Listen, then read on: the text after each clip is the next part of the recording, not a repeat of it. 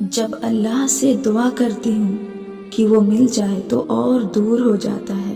اللہ سے مانگ رہی ہوں، مل نہیں رہا ہے۔ اے اللہ، کیا تو مجھ سے پیار نہیں کرتا ہے؟ تو میری کیوں نہیں سن رہا ہے؟ تو کیوں نہیں میری دعا قبول کرتا؟ کیوں میری سنتا نہیں ہے؟ یا اللہ، یا تو میں اس کو بھول جاؤں یا تو اسے میری جھولی میں ڈال دے۔ میں پریشان ہوں، بے چین ہوں، میں اس سے جائز رشتہ بنانا چاہتی ہوں۔ اے اللہ، میں تجھ سے بیان کر رہی ہوں، تیرے سوا کون ہے سننے والا، دینے والا تو ہی ہے۔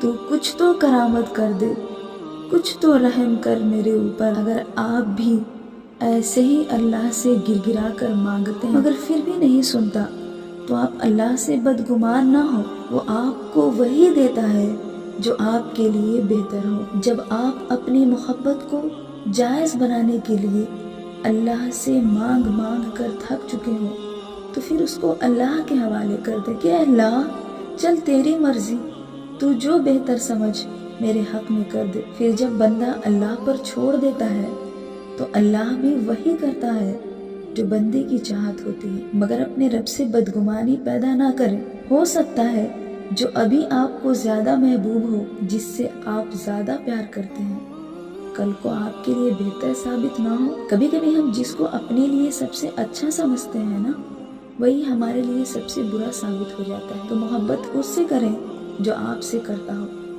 اور سب کچھ اپنے رب پر چھوڑ دے، وہ جو صحیح ہوگا آپ کے لیے وہی دے گا۔ اللہ تمہاری بدسکون راتوں پر گواہ ہے، وہ تم کو ہمیشہ بدسکون نہیں رکھے گا۔